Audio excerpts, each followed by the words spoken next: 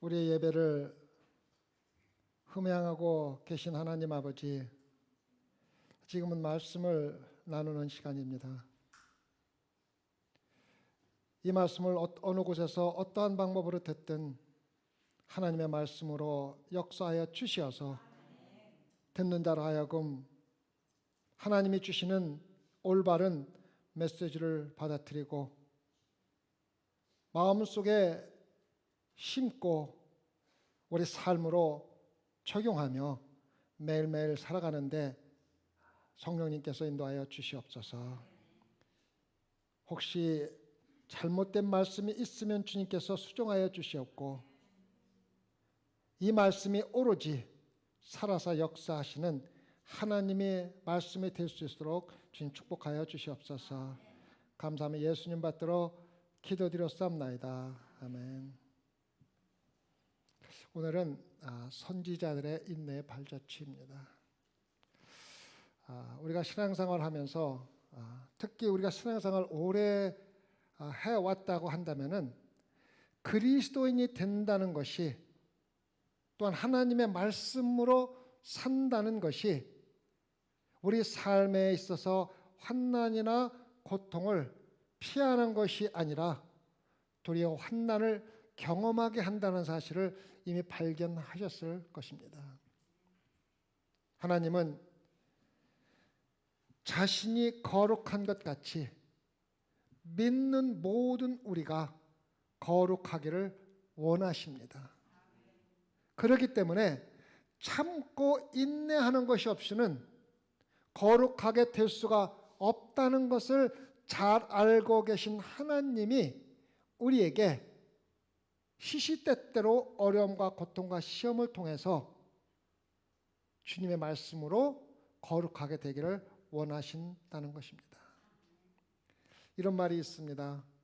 그리스도인들은 태풍을 빠져나오거나 태풍 안에 있거나 아니면 태풍으로 들어가고 있다고 말합니다. 믿는 자들은 끊임없이 이 어지럽고 죄악된 세상에서 힘들고 어렵고 고통받는 삶을 사는 것은 당연한 것이라는 것을 알려주고 있는 것입니다. 예수 그리스도를 위해서 산다는 것이 삶의 태풍을 잠잠하게 하는 것이 아니라 도리어 죄악된 세상에서 태풍을 일으키는 것이며, 태풍을 견뎌내면서 참고 인내하는 것을 배우고 예수 그리스도가 거룩했던 것 같이 예수 그리스도의 삶을 닮은 삶을 사는 거룩한 성도가 매일매일 되어가는 그 자체가 신앙생활입니다. 신앙생활입니다.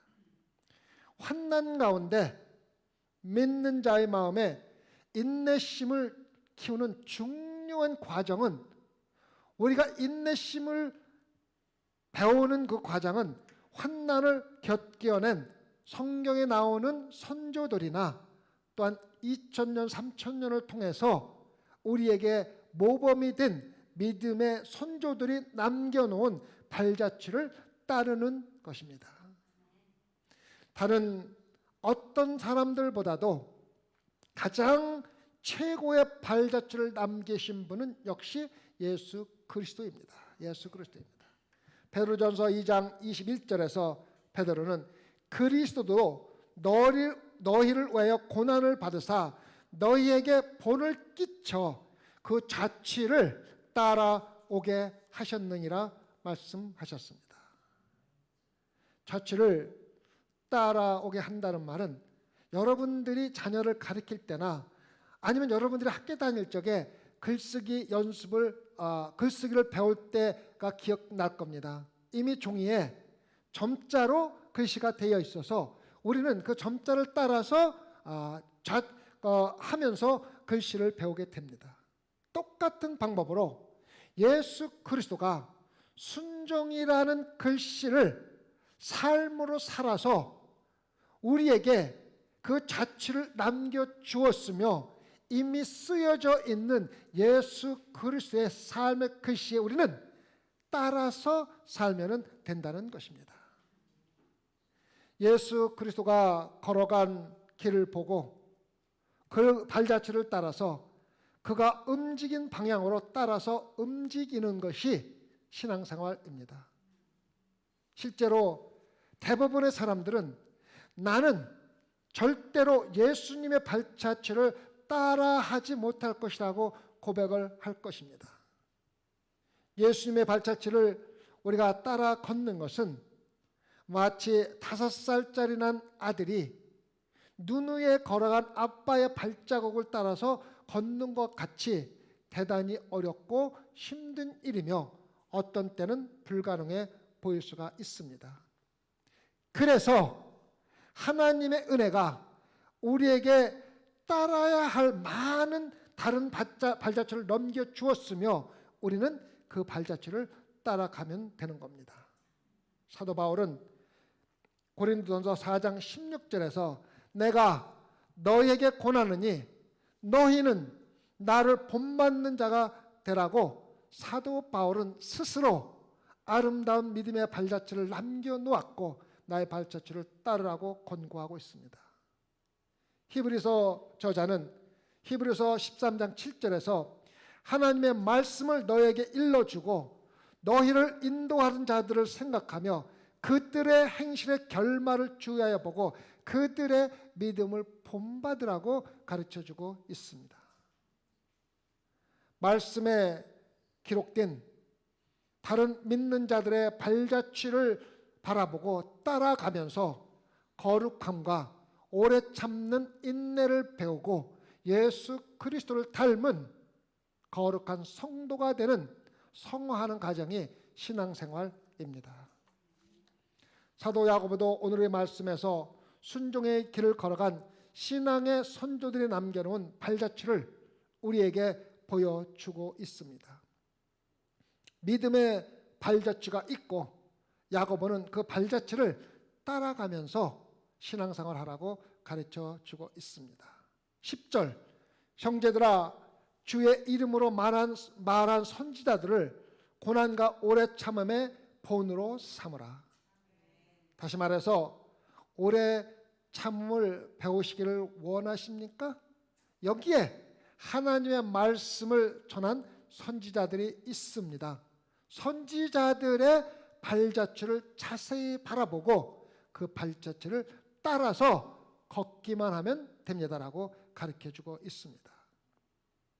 하나님의 날의 진리를 두려워하지 않고 전하다가 끊임없는 박해를 당한 예레미야의 발자취가 있습니다.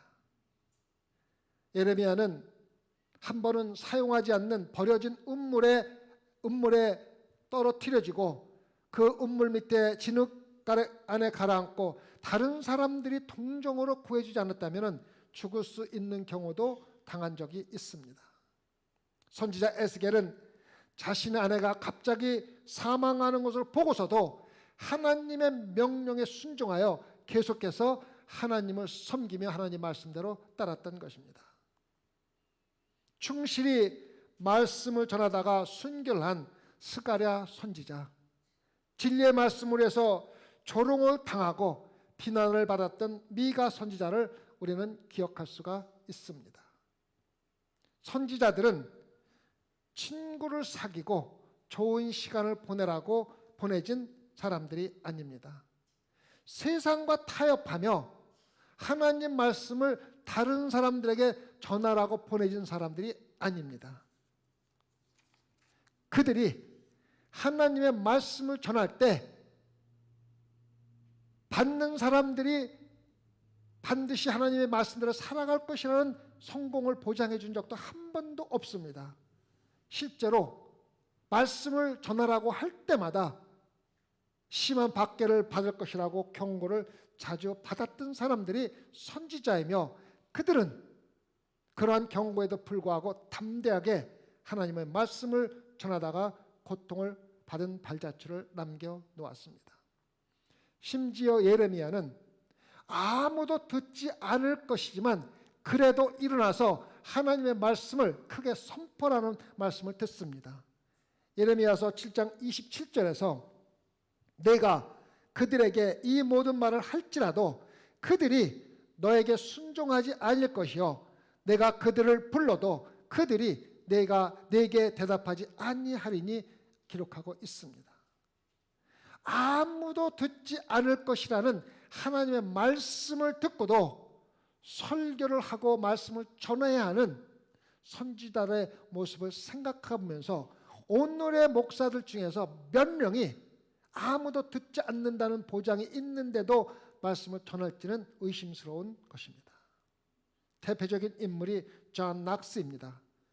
존 낙스는 16세기에 믿는 자들을 심하게 박해한 정부의 잔악한 행위에 담대하게 경고하며 말씀을 전했습니다.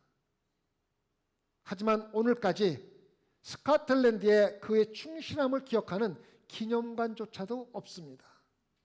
그의 무덤은 실질적으로 거대한 성당 밖에 있는 주차장 밑에, 여기가 존 낙스가 묻혔던 자리라는 팻말 하나밖에 아무것도 없습니다. 반면에 그 성당 안에는 대리석과 돌로 만들어진 화려하고 웅장한 왕족들의 무덤들이 많이 있습니다. 밖에 있는 주차장 밑에 있는 끝까지 참고 인내한 존 낙스의 묻힌 장소가 있습니다. 그러나 존 낙스는 세상적인 사람들이 어떻게 대접하든 상관하지 않았다는 것을 기억해야만 합니다. 야고보는 편지를 받는 성도들에게 선지자들은 삶에서 존경을 받지 못하고 자신의 영광을 직접 나타낼 수 있는 기회가 전혀 없었으며 죽고 나서 안식할 무덤조차도 없었다고 우리에게 말해주고 있습니다. 하나님의 선지자들은 지금 당장 이 세상에서 어떠한 대접을 받는지에 대해서는 별로 상관하지 않는다는 것입니다. 하지만 오늘날 우리 믿는 성도들은 박해 가운데 말씀을 전한 선지자들을 기억하며 이분들이 그 당시에는 고통을 받았지만 가장 축복받은 자들이라고 영광을 돌리지 않습니까? 도리어 영광 가운데서 살다 죽은 그 유명한 이집트의 바로 왕이 불쌍하다고 도리어 동정하고 살고 있지 않습니까? 야고보는 11절의 첫 부분에서 보라, 인내하는 자를 우리가 복되다 하나니, 지금 우리가 인내하는 것이 후세 사람들이 우리를 보고 참 복된 삶을 살았다고 축복해 준다는 말입니다. 우리는 우리 마음속에 하나님의 의를 위하여 참고 인내한 사람들을 훨씬 더 많이 잘 알고 있으며 그들은 오늘까지도 하나님을 따르는 성도들로부터 우리들로부터 가장 축복받은 자라고 여겨진다고 야고보는 우리에게 말해주고 있습니다. 야고보는 흩어져 망명 중인 유대 그리스도인들에게 박해를 받고 핍박을 받은 옛 선지자들을 오늘날 우리가 참으로 복된 자들이라고 생각하지 않습니까? 몇 세기가 지난 지금도 우리는 그들의 말씀을 읽고 그들의 삶을 따르고 있지 않습니까? 격려하고 있는 것입니다. 똑같이 여러분들과 저는 그들의 삶을 보고 복되다고 말하는 입에서 함께 그들의 발자취를 따라야 한다는 것입니다. 하지만 야고보가 우리에게 오늘 묻고 있는 더욱 깊은 질문이 하나가 있습니다.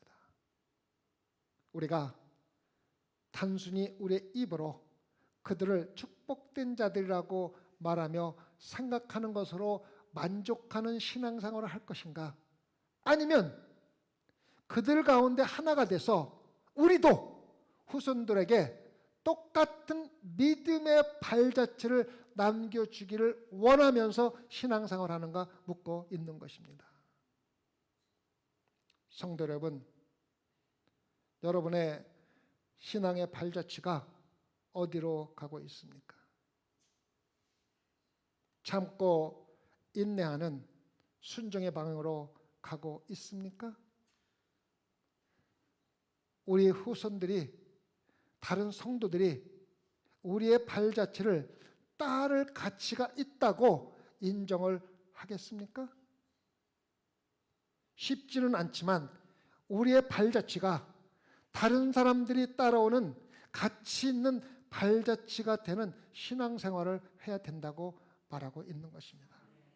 누구보다도 여러분과 나의 자녀들이 우리의 믿음의 발자취를 따라하고 있다는 것을 절대로 잊지 말라는 것입니다. 야고보는 여러분이 진심으로 참고 인내하는 힘을 기르기를 원한다면 하나님의 뜻대로 사는 사람들의 발자취를 따르라고 말하고 있으며, 우리도 똑같은 발자취를 남겨야 한다고 도전하고 있는 것입니다. 하나님께 순종한 종들이 가장 축복받은 사람들이라고 생각을 하고 그들의 발자취를 따라야 한다고 야고보가 가르치고 있으며, 이 말씀은 우리가 죽어 장례식에 와서 우리의 후손들이 우리 어머님 아버님은 정말 축복받은 삶을 살았다고 고백할 수 있는 방법은 여러분들이 얼마나 많은 돈을 모아놓았냐가 아니라 얼마나 아름다운 예수 그리스도의 발자취를 따랐느냐에 달려 있다는 것입니다. 우리가 성경 말씀을 통하여 선지자들의 진리의 삶을 배우는 이유는 우리가 그들의 발자취를 따라가기 위한 것이라고 야고보는 가르쳐주고 있습니다. 성경을 읽고 예레미야를 배우고 스가랴를 배우고 스티븐을 배우는 모든 그런 것들은 알고 지혜로 넘어가기 위한 것이 아니라 그들의 삶의 발자취를 따라가기 위한 것이라고 가르쳐주고 있습니다. 오늘 말씀에서 야고보는 인내의 발자취를 남긴 대표적인 믿음의 선조 가운데 욥을 예로 들어서 설명을 해주고 있습니다. 11절에 너희가 욥의 인내를 들었고 주께서 주신 결말을 보았거니와 주는 가장 자비하시고 긍휼히 여기시는 이시니라. 우리가 욥에 대해 생각할 때마다 우리에게 떠오르는 것은 욥의 지혜나 욥의 의대함이나 욥의 부가 아니라 욥의 인내입니다. 욥의 인내를 들었다고 했습니다. 욥은 가장 부유하고 그 지역에서 가장 영향력 있는 사람임에도 불구하고 그는 정직하고 올바른 삶을 사는 사람입니다. 만약에 누군가가 욥이 겪은 고통을 겪어야 한다면 욥은 절대로 그러한 고통을 겪어서는 안 되는 사람 중에 속하는 아주 충실한 사람이었습니다. 그럼에도 불구하고 욥은 순식간에 모든 축복을 잃었고 모든 일꾼들을 잃었고 모든 재산을 잃었고 결국 모든 자녀와 모든 것을 잃게 됩니다. 모든 것을 잃고 욥의 삶이 완전히 바뀌는데 걸린 시간이 누군가가 신학자 계산을 했는데 39초가 걸렸답니다. 1분 이내에 모든 것이 싹 사라진 겁니다. 인생이 그렇습니다. 우리가 여기 앉아 있어도 태풍 한번 지나가면 순식간에 우리는 다 사라집니다. 똑같은 일이 욥에게 일어나서 39초 만에 모든 것을 잃어버린 겁니다. 보십시오. 이러한 상황에서 욥이 할 수 있는 것이 무엇입니까? 여러분이 이런 상황이라면 무엇을 하겠습니까? 욥은 최악의 상황에서 땅에 엎드려 하나님을 예배했습니다. 욥기 2장 21절을 잘 들으시기 바랍니다. 욥이 일어나 겉옷을 찢고 머리털을 밀고 땅에 엎드려 예배하며 이르되 내가 모태에서 알몸으로 나왔은즉 또한 알몸이 그리로 돌아갈지라. 주신 이도 여호와시여 거두시는 이도 여호와시니 여호와 이름이 찬송을 받을지어다. 얼마나 아름다운 믿음의 발자취며 우리가 딸을 가치가 있는 믿음의 발자취입니까?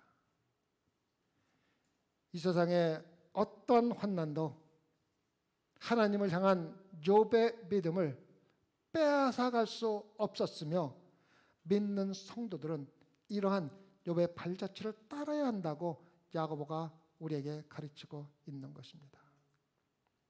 이제 사단이 하나님께 돌아가서 욥의 몸을 해치는 허락을 받습니다. 재물로는 안 된다. 자식으로는 안 된다. 직접 자신의 몸에 상처를 줘야 한다. 하나님께 허락을 받습니다. 욥을 쳐서 그의 발바닥에서 정수리까지 종기가 나게 한지라 욥이 재 가운데 앉아서 질그릇 조각을 가져다가 몸을 긁고 있더니 기록하고 있습니다. 집과 모든 것을 잃어버리고 마침내 건강까지 잃어버리고 마을의 쓰레기더미에서 살았다고 기록이 되어 있습니다. 자, 생각해 보십시오. 부러울 것이 없이 많은 것을 가지고 존경을 받으며 살다가 순식간에 마을의 쓰레기더미에서 더러운 음식 쓰레기를 주워 먹는 여러분 자신을 상상해 보십시오. 이것은 단순히 육체적인 고통이 아닙니다. 엄청난 마음의 자존심의 모든 것에 잃어버리는 것과 똑같은 것입니다. 그래도 하나님을 예배하고 경배하시겠습니까? 욥은 질병의 상처로 몸이 완전히 파괴되었을 뿐만 아니라 마음의 상처가 10배나 더 큰 상처를 받았음에도 불구하고 하나님을 버리지 않습니다.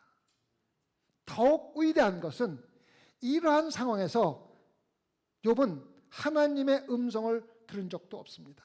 욥아, 사단이 너의 믿음을 지금 시험하고 있는 것이야. 내가 사단한테 너를 이렇게 시험하도록 허락했단다. 하나님이 너를 버린 것이 아니고 하나님이 너를 축복해 줄 계획으로 너를 그렇게 하는 것이라는 천사의 음성을 들은 적도 없습니다. 아무런 증거가 없습니다. 아무런 음성도 돋지 못하고 아무런 약속도 없이 욥은 오로지 하나님을 신뢰하며 인내로 참고 있는 것입니다. 이것이 우리 신앙입니다. 눈에 보이는 것이 없고 귀에 들리는 것이 없어도 하나님을 신뢰하는 것이 참된 믿음의 성도들이 따라야 하는 발자취입니다.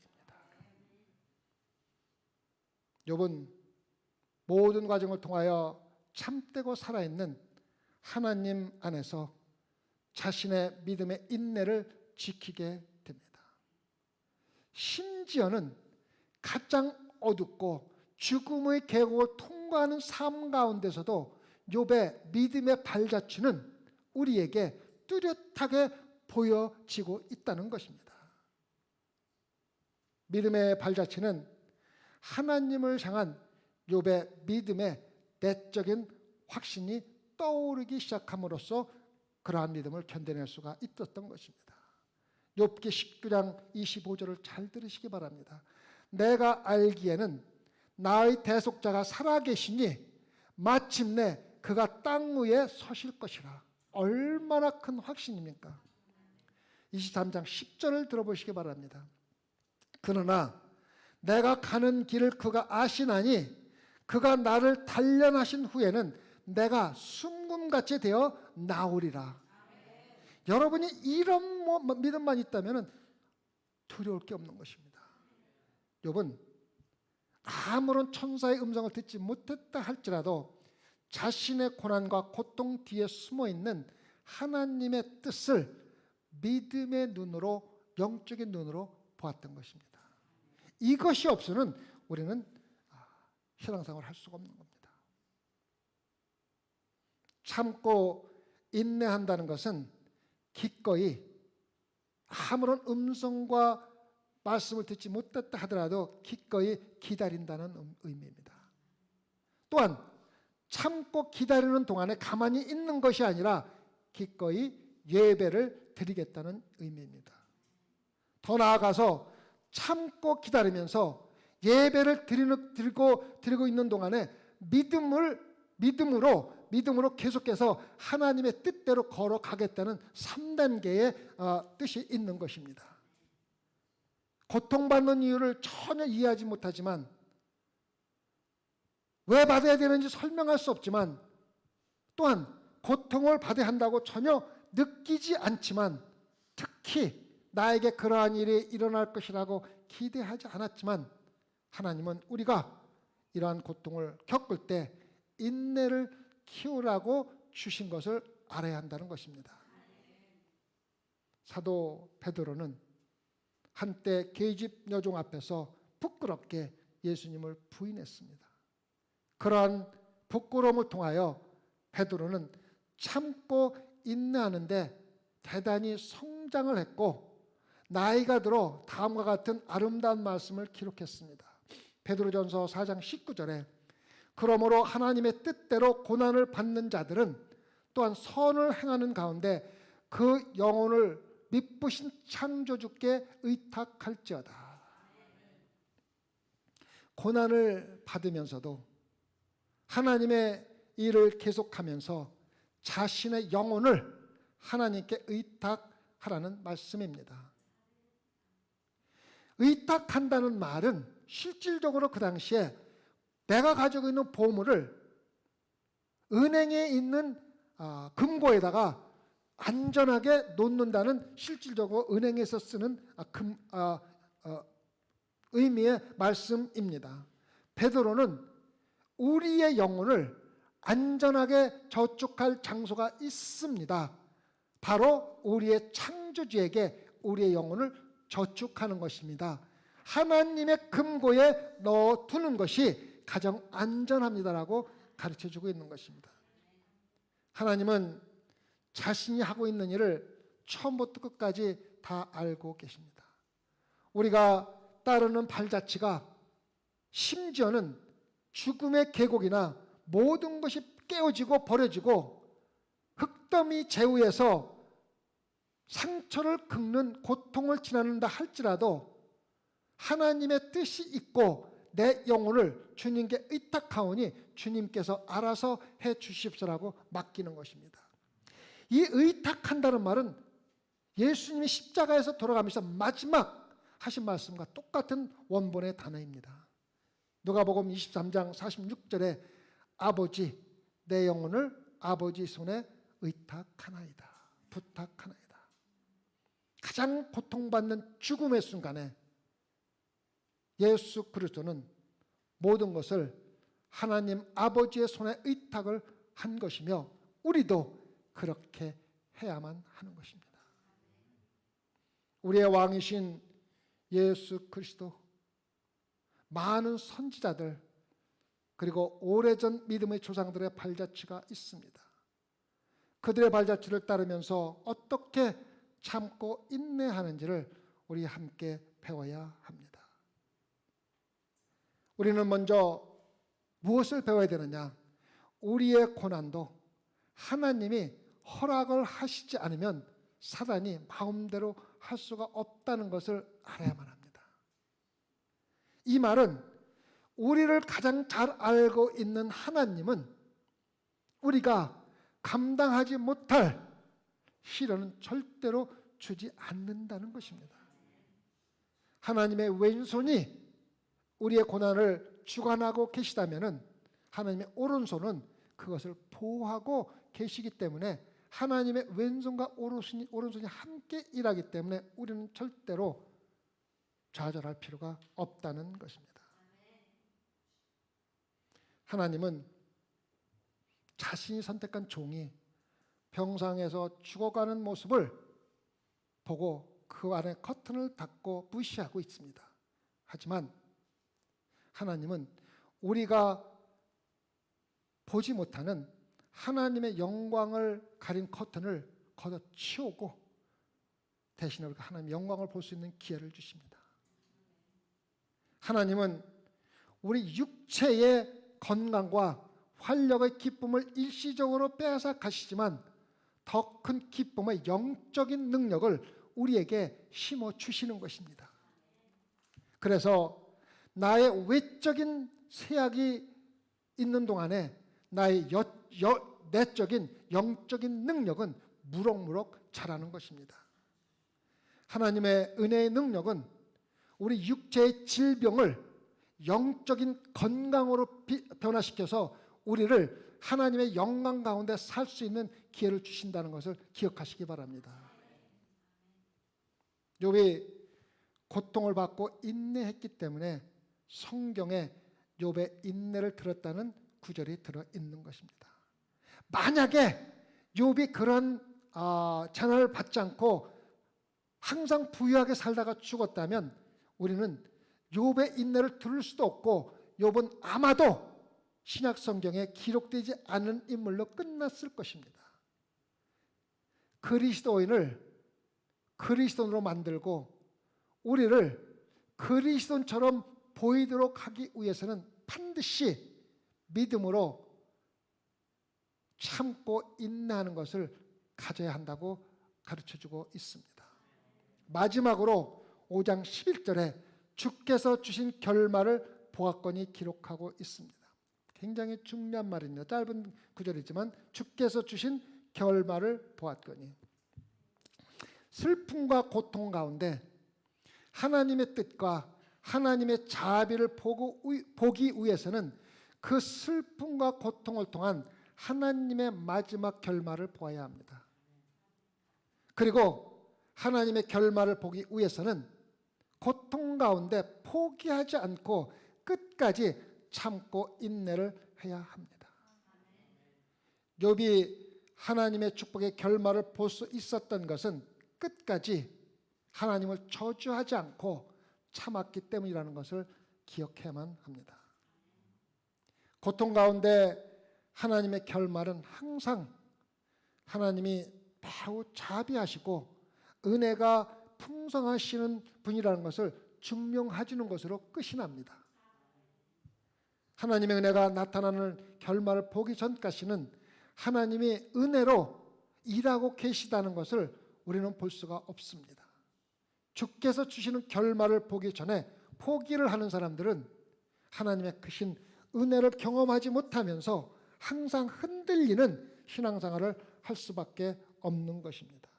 기억하십시오.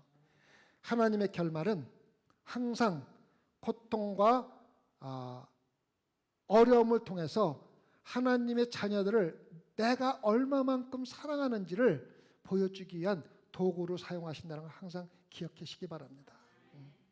그러면 그런 고통과 어려움을 기쁨으로 인내하는 비결이 무엇입니까?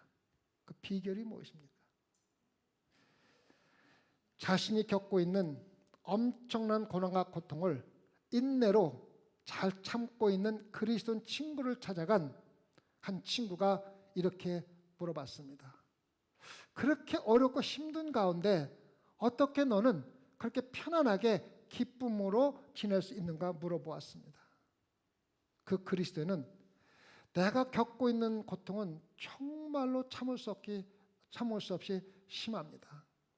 하지만 그 고난의 막대기를 조정하고 있는 하나님에게 가장 가까이 찾아가면 갈수록 회초리가 아주 아프지가 않게 된다는 것을 깨달았습니다. 라고 얘기했습니다.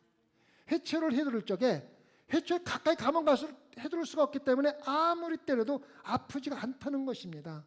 그래서 결론은 하나님의 고난을 기쁘게 인내하는 비결은 하나님께 가까이 가는 방법밖에 없다는 것입니다.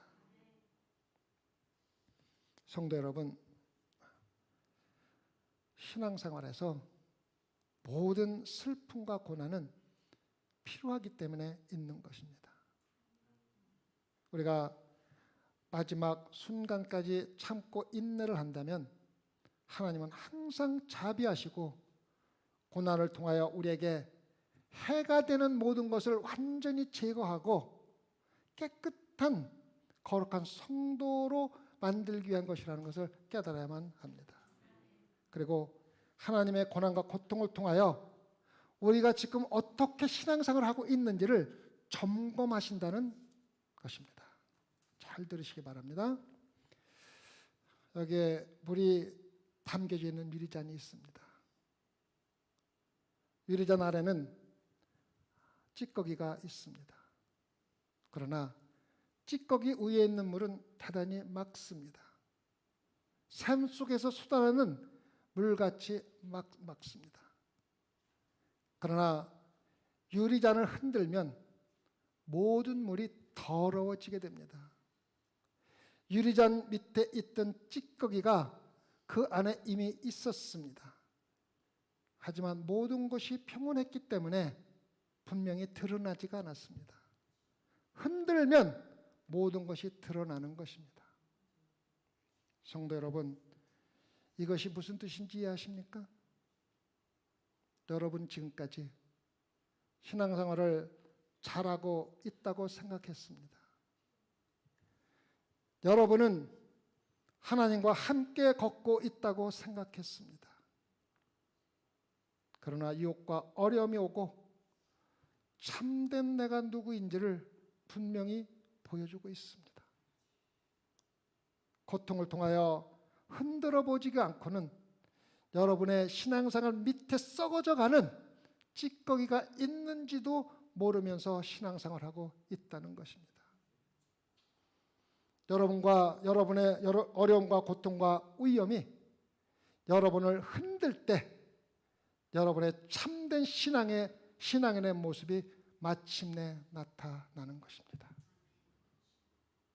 지금 우리가 겪고 있는 전염병도 이 전염병의 고난을 통해서 분명히 하나님께서 우리에게 주는 시험이며 우리 자신의 신앙을 다시 한번 점검해보는 기회로 삼아야 합니다. 만약 여러분 가운데 지금까지 나는 제대로 신앙생활을 하고 있었고 잘했다고 생각했는데 흔들어 보니까 더러운 찌꺼기가 일어나고 있다고 느낀다면 단 한 가지 방법밖에 없습니다. 회개하는 시간을 가져야 합니다. 자신의 고난을 변명하던 욥이 하나님의 전능하신 계획을 깨달은 후에 자신의 모든 변명을 거두어 드리고 티끌과 재 가운데서 회개한 것 같이 우리가 지금까지 가지고 있던 모든 변명을 거두어 드리고 솔직히 우리 자신의 시상을 되돌아보고 회개하는 시간을 반드시 가져야 합니다. 우리의 고통과 어려움이 참된 우리 자신이 누구인지 내가 지금까지 어떻게 신앙생활을 해왔는지를 알도록 가르쳐 주었다면 그리고 우리에게 회개를 할 기회를 주었다면 우리의 고난과 역경은 결코 우리의 신앙생활에 낭비된 삶이 전혀 아니라는 것을 알고 감사하시는 신앙생활 하시기를 부탁을 드리겠습니다. 기도하십시다. 주님, 태평한 때에 신앙생활 잘하고 있고 주님의 뜻대로 살고 있다고 생각했는데 어려움과 고통이 우리의 삶을 뒤흔들고 나니 우리가 보지 못하던 더러운 찌꺼기가 섞여 나오고 있습니다. 주님, 회개하는 시간을 허락해 주시옵소서. 우리 자신을, 우리 신앙을 참된 내가 누구인지를 되돌아보는 시간 되게 허락하여 주시옵소서. 그래야 잘못이 있다면 변명하지 아니하고 욥이 했던 것처럼 무릎 꿇고 회개할 수 있도록 허락하여 주시옵소서. 감사하며 예수님 받들어 기도드렸사옵나이다.